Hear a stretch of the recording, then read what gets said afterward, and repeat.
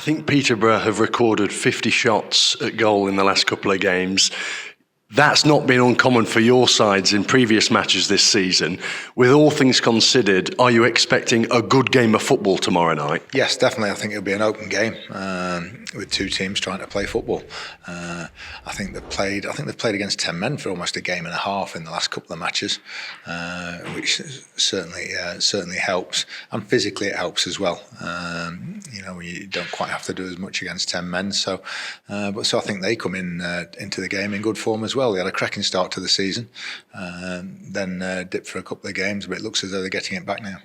Have you come up against Darren Ferguson much in the past? Yeah, quite a bit over the years, mainly when he's been at Peterborough and places, Doncaster, and we've always had, I think, sort of games like good games of football against them, where both teams, I know Darren likes to get the ball down and play, and we do, so it should make for a good cup tie. Broadly speaking, what are his side's strengths?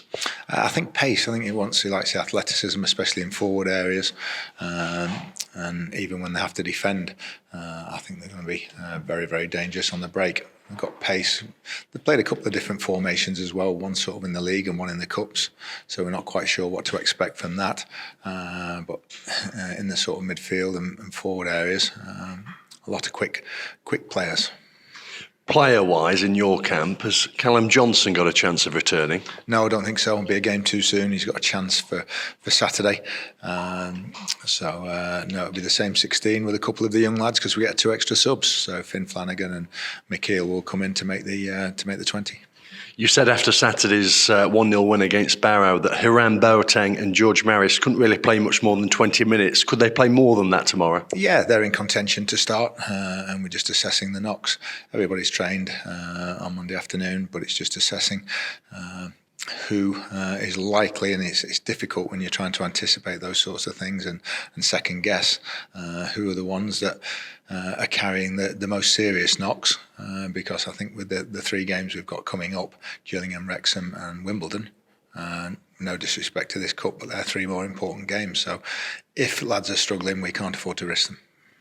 Elsewhere, any update on Stephen McLaughlin firstly?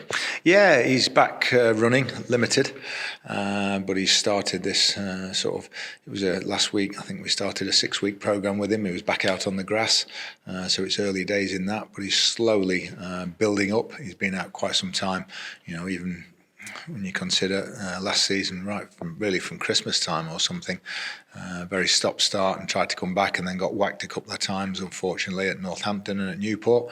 So we're going to take our time with him, but we're hopefully looking sometime in November.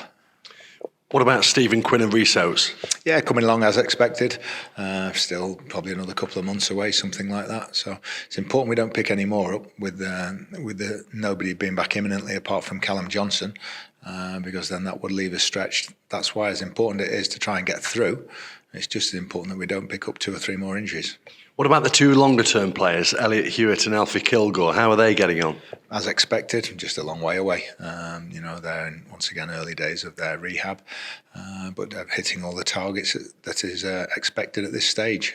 But Alfie's not really got a time limit on his at the moment. We're anticipating he's going to miss the season. Elliot Hewitt, we're hoping February, March time we might get him back. So we'll see. Back to the League Cup tomorrow night. In the last round, you got through on penalties. Have you practised them today ahead of the match? Yeah, you might have seen us out the back there doing it. We always practice them prior to cup games and intermittently throughout the season as well. Even when you haven't got a cup game, sometimes it's good just to keep your hand in, and you never know. It got us through in the last round, and as much as you can't sort of replicate what with the atmosphere in the stadium and everything after 90 minutes, when you're fatigued as well, probably mentally and physically, it's still always good to practice them. But another game, another one at home we're looking forward to, and hopefully we'll try and we can use it also to try and get a little bit of form back. Not that we're out of form or anything, but it's been very difficult to try and maintain the start we had. It was so good that I think it's had a couple of effects. I don't think you're going to sustain that. Any team couldn't. We were told we were hitting sort of Man City-like figures with passes and expected goals and things like that. No team can sustain that. And also the effect it has on the opposition. You know, we were seeing teams, they know how well we've played in the first 6 games, and they're going, just a minute, we can't commit, we've got to be absolutely solid. And when you come up against a team like Barrow on Saturday, who've conceded the least goals in the league, I thought it was our best 3 points of the season.